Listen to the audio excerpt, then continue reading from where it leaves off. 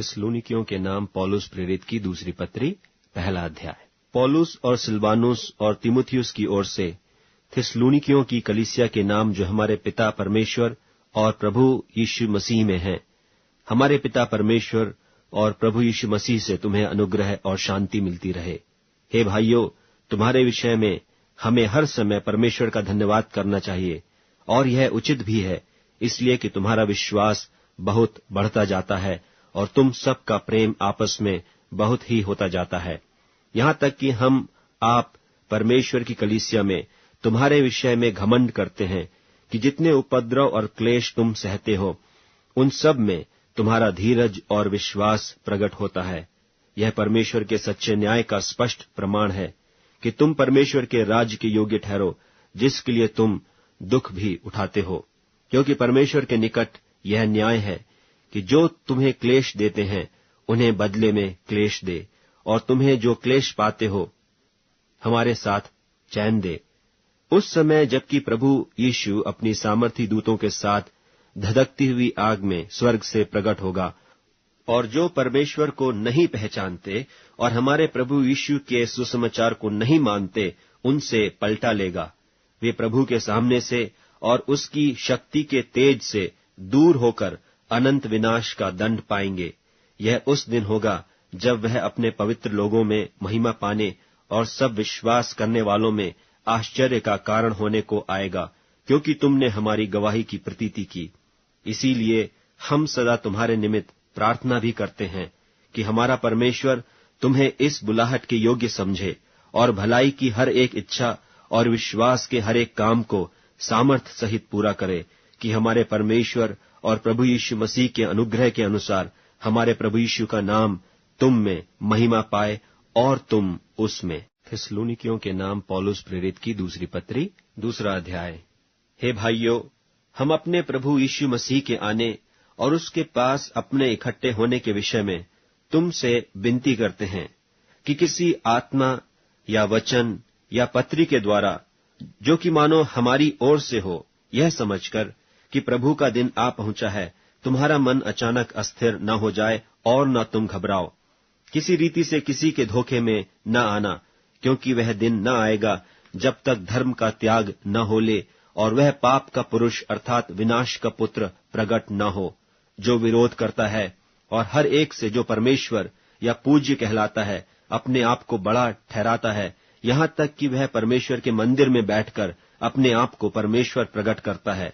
क्या तुम्हें स्मरण नहीं कि जब मैं तुम्हारे यहाँ था तो तुमसे ये बातें कहा करता था, और अब तुम उस वस्तु को जानते हो जो उसे रोक रही है कि वह अपने ही समय में प्रकट हो, क्योंकि अधर्म का भेद अब भी कार्य करता जाता है, पर अभी एक रोकने वाला है, और जब तक वह दूर न हो जाए वह रोके रहेगा।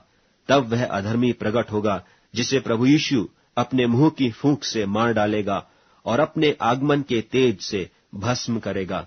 उस अधर्मी का आना शैतान के कार्य के अनुसार सब प्रकार की झूठी सामर्थ और चिन्ह और अद्भुत काम के साथ और नाश होने वालों के लिए अधर्म के सब प्रकार के धोखे के साथ होगा, क्योंकि उन्होंने सत्य के प्रेम को ग्रहण नहीं किया, जिससे उनका उद्धार होता।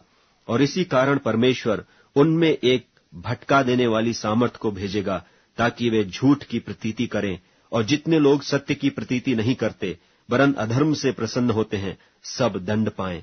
पर हे भाइयों और प्रभु के प्रिय लोगों, चाहिए कि हम तुम्हारे विषय में सदा परमेश्वर का धन्यवाद करते रहें कि परमेश्वर ने आदि से तुम्हें चुन लिया कि आत्मा के द्वारा पवित्र बनकर और सत्य की प्रतीति करके उद्धार पाओ, जिसके लिए उसने तुम्हें हमारे सुसमाचार के द्वारा बुलाया कि तुम हमारे प्रभु यीशु मसीह की महिमा को प्राप्त करो। इसलिए हे भाइयों, स्थिर रहो, और जो जो बातें तुमने क्या वचन क्या पत्री के द्वारा हमसे सीखी हैं, उन्हें थामे रहो।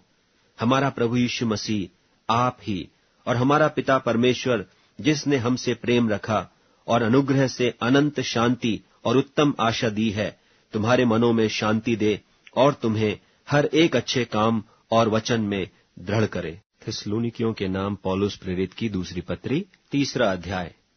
निदान हे भाइयों, हमारे लिए प्रार्थना किया करो कि प्रभु का वचन ऐसा शीघ्र फैले और महिमा पाए, जैसा तुम में हुआ, और हम टेढ़े और दुष्ट मनुष्यों से बचे रहें, क्योंकि हर एक में विश्वास नहीं।